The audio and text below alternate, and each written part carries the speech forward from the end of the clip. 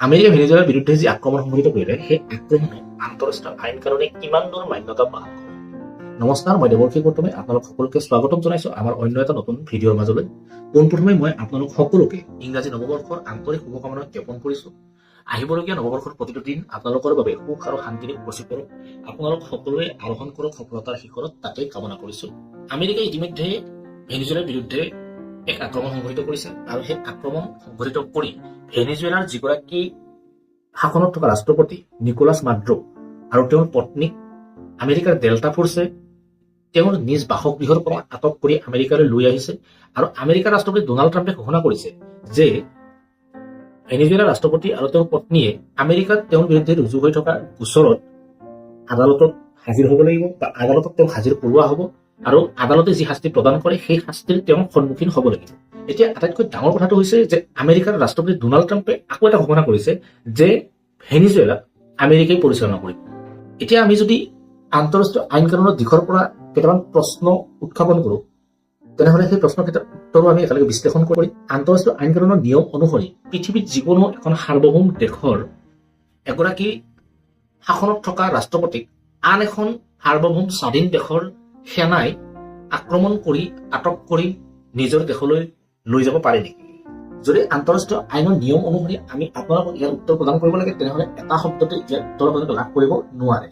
তাৰ উপৰিও আন্তঃৰাষ্ট্ৰীয় আইনৰ কথা বাদ দি আমি যদি আমেৰিকাৰ যি আইন ব্যৱস্থা, সেই আইন ব্যৱস্থাৰ ওপৰত পৰ্যালোচনা কৰোঁ, তেনেহ'লে দেখিবলৈ পাম যে আমেৰিকাৰ ৰাষ্ট্ৰপতিগৰাকী ব্যক্তিগতভাৱে সিদ্ধান্ত ল'ব নোৱাৰে যে পৃথিৱীৰ অন্য এখন স্বাধীন দেশক তেওঁ পৰিচালনা কৰিব বা আমেৰিকাই পৰিচালনা কৰিব। আমেৰিকাৰ যি চিনেট বা আমেৰিকাৰ যি সংসদ আছে, সেই সংসদেহে আমেৰিকাৰ ৰাষ্ট্ৰপতিগৰাকীৰ সেই সিদ্ধান্তক মান্যতা প্ৰদান কৰিব। যদি আমেৰিকাৰ সংসদে আমেৰিকাৰ ৰাষ্ট্ৰপতিগৰাকীৰ সিদ্ধান্তক মান্যতা প্ৰদান নকৰে, তেনেহ'লে আমেৰিকাৰ ৰাষ্ট্ৰপতিগৰাকীয়ে সেই সিদ্ধান্ত কাৰ্যকৰী কৰিবলৈ সক্ষম নহয়। পৃথিৱীৰ আটাইতকৈ পুৰণি গণতন্ত্ৰ বুলি ঢাকঢোল বজোৱা আমেৰিকাই গণতান্ত্ৰিকভাৱে নিৰ্বাচিত এগৰাকী ৰাষ্ট্ৰপতিক যেতিয়া তেওঁলোকৰ সেনাৰ দ্বাৰা আক্ৰমণ কৰি সেই ৰাষ্ট্ৰপতিগৰাকীক আটক কৰি আমেৰিকালৈ লৈ আহে, তেনেস্থলত আমেৰিকাই কোনটো ফালৰ পৰা গণতন্ত্ৰৰ ৰক্ষক হিচাপে নিজকে প্ৰতিষ্ঠা কৰিবলৈ ঢাকঢোল বজায়, সেয়া কিন্তু আজিৰ তাৰিখত আটাইতকৈ ডাঙৰ প্ৰশ্ন। তাৰপিছত যদি আমি আহোঁ আন্তঃৰাষ্ট্ৰীয় আইন কানুনসমূহৰ কথালৈ, তেনেহ'লে দেখিবলৈ পাম যে আন্তঃৰাষ্ট্ৰীয় যিসমূহ আইন কানুন আছে, সেই আইন কানুনসমূহ কেৱল পৃথিৱীৰ যিসমূহ দুখীয়া আৰু দুৰ্বল দেশ আছে, সেই দেশসমূহৰ বাবেহে প্ৰযোজ্য। দুখীয়া আৰু দুৰ্বল দেশসমূহৰ বাহিৰে যিসমূহ শক্তিশালী দেশ আছে, সেই দেশসমূহৰ বাবে যিসমূহ আন্তঃৰাষ্ট্ৰীয় আইন কানুন আছে, সেই আইন কানুনসমূহ প্ৰযোজ্য দেখিবলৈ পোৱা নাযায়। বিশেষকৈ আমেৰিকাৰ ক্ষেত্ৰত আন্তঃৰাষ্ট্ৰীয় আইন কানুনৰ কোনো মূল্য যে নাই, সেই কথাৰ আকৌ এবাৰ প্ৰমাণ কৰি দিলে আমেৰিকাই ভেনেজুৱেলাৰ বিৰুদ্ধে কৰা এই আক্ৰমণে। যদি আন্তঃৰাষ্ট্ৰীয় আইন কানুন আছে বা সেই আইন কানুনসমূহৰ মূল্য আমেৰিকাৰ বাবেও আছে বা আমেৰিকাৰ বাবেও প্ৰযোজ্য হয়, তেনেহ'লে আমেৰিকাই এই যি অনৈতিক আক্ৰমণ ভেনেজুৱেলাৰ বিৰুদ্ধে সংঘটিত কৰিলে, তাৰ বিৰুদ্ধে আন্তঃৰাষ্ট্ৰীয় আইনে আমেৰিকাৰ বিৰুদ্ধে কি ব্যৱস্থা গ্ৰহণ কৰিব, অথবা আমেৰিকাৰ ৰাষ্ট্ৰপতিগৰাকীৰ বিৰুদ্ধে কি ব্যৱস্থা গ্ৰহণ কৰিব। ৰাছিয়া আৰু ইউক্ৰেইনৰ মাজত যেতিয়া যুদ্ধ আৰম্ভ হৈছিলে, ৰাছিয়াই যেতিয়া ইউক্ৰেইনৰ ওপৰত আক্ৰমণ সংঘটিত কৰিছিলে, সেই সময়ত ইউৰোপীয় দেশসমূহে ৰাছিয়াৰ বিৰুদ্ধে বিভিন্ন ধৰণৰ প্ৰতিবন্ধকতা আৰোপ কৰি লক্ষ্য কৰি আহিছিল আৰু তাৰ সমান্তৰালকৈ ৰাছিয়াত সেই ইউৰোপীয় দেশসমূহে বিভিন্ন ধৰণৰ নীতি শিক্ষা দিবলৈ আৰম্ভ কৰিছিল। বৰ্তমান সময়ত আমেৰিকাই ভেনেজুৱেলাৰ বিৰুদ্ধে যি আক্ৰমণ সংঘটিত কৰিলে, সেই আক্ৰমণক একাংশ দেশে গৰিহণা দিছে, যেনে ৰাছিয়া, চীন, ইৰাণ, কলম্বিয়া আদি দেশসমূহে আমেৰিকাই ভেনেজুৱেলাৰ বিৰুদ্ধে কৰা আক্ৰমণক গৰিহণা দিছে। তাৰ সমান্তৰালকৈ কিন্তু ইজৰাইল বা আৰ্জেণ্টিনাৰ দৰে দেশসমূহে আমেৰিকাৰ এই আক্ৰমণক সমৰ্থন জনাইছে, প্ৰশংসা কৰিছে। আনহাতে ইউৰোপীয় যিসমূহ দেশ আছে, সেই দেশসমূহে নিজকে এক নিৰাপদ দূৰত্বত অৱস্থান কৰাবলৈ চেষ্টা অব্যাহত ৰাখিছে। তেওঁলোকে স্পষ্টভাৱে কোনো এটা পক্ষক সমৰ্থন অথবা গৰিহণা দিবলৈ সাহস গোটাব পৰা নাই। ইউৰোপীয় দেশসমূহে ৰাজহুৱাভাৱে আমেৰিকাক যে কোনো কাৰণত সমালোচনা কৰিব নোৱাৰে, তাৰ প্ৰমাণ আমেৰিকাই ভেনেজুৱেলাৰ পৰা আক্ৰমণৰ পৰা সকলোৱে লাভ কৰিছে। তেওঁলোকে না আমেৰিকাক সমালোচনা কৰিছে, না ভেনেজুৱেলাক সমৰ্থন কৰিছে, না আমেৰিকা সমৰ্থন কৰিছে। তেওঁলোকে কাকো সমৰ্থনো কৰা নাই, তেওঁলোকে কাকো নিন্দাও কৰা নাই, তেওঁলোকে কাৰো বিৰুদ্ধে চলিব কৰা নাই। আমেৰিকাই ভেনেজুৱেলাৰ বিৰুদ্ধে যিকোনো শক্তিশালী দেশে নিজৰ ধনবল আৰু বাহুবল শক্তিশালী হৈ থকা এখন দেশে তেওঁলোকৰ ওচৰে পাজৰে থকা যিসমূহ দুৰ্বল অৰ্থাৎ ধনবল আৰু ভাৱৰ ফালৰ পৰা দুৰ্বল দেশ থাকিব, সেই দেশসমূহে যদি সেই শক্তিশালী দেশসমূহৰ কথামতে উঠা বহা নকৰে, তেওঁলোকৰ কথামতে পৰিচালিত নহয়, তেনেহলে তেওঁলোকৰ সামৰিক শক্তি প্ৰয়োগ কৰি হলেও সেই দেশসমূহক নিজৰ বহতীয়া কৰিবলৈ নিজৰ যি সামৰিক শক্তি সেই শক্তি প্ৰয়োগ কৰিব। আৰু তাৰ যি ৰাস্তা, সেই ৰাস্তা আমেৰিকাই ইতিমধ্যে ভেনেজুৱেলাক আক্ৰমণ কৰি মুকলি কৰি দিলে। আমেৰিকাৰ ৰাষ্ট্ৰপতিগৰাকীয়ে কিছুদিন পূৰ্বলৈকে তেওঁক শান্তিৰ নোবেল বঁটা দিব লাগে বুলি ঢাকঢোল বজাই আছে।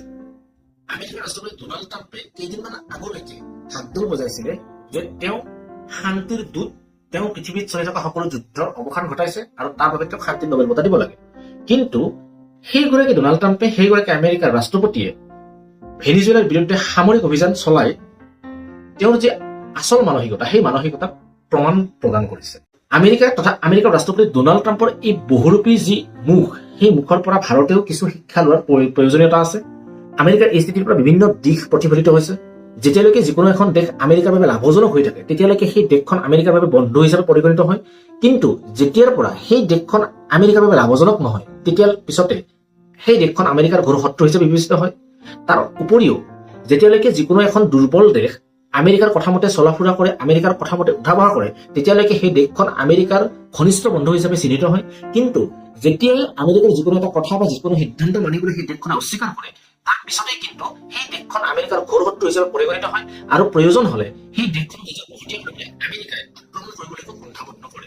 গতিকে আমেৰিকাৰ যে কোনো পাৰ্মানেণ্ট শত্ৰু বা পাৰ্মানেণ্ট বন্ধু নাই, সেই কথা আমেৰিকাই ভেনিজুৱেলাৰ বিৰুদ্ধে কৰা আক্ৰমণৰ জৰিয়তে সমগ্ৰ বিশ্বকে প্ৰমাণ কৰি দিলে। ভাৰতে যে আমেৰিকাৰ পাৰ্মানেণ্ট বন্ধু নহয় বা পাৰ্মানেণ্ট শত্ৰু নহয়, সেই কথা ভাৰতে বুজি উঠা উচিত। ভাৰতে নিজৰ সুৰক্ষিত ভৱিষ্যতৰ কথা চিন্তা কৰি আমেৰিকাৰ সৈতে কূটনৈতিক যিসমূহ দিশ আছে, সেই দিশসমূহ আগবঢ়াই নিয়াটো অতিকৈ গুৰুত্বপূৰ্ণ। কাৰণ আমেৰিকাই ভাৰতকো কেতিয়া বিশ্বাসঘাতকতা কৰিব তাৰ কোনো নিশ্চয়তা নাই।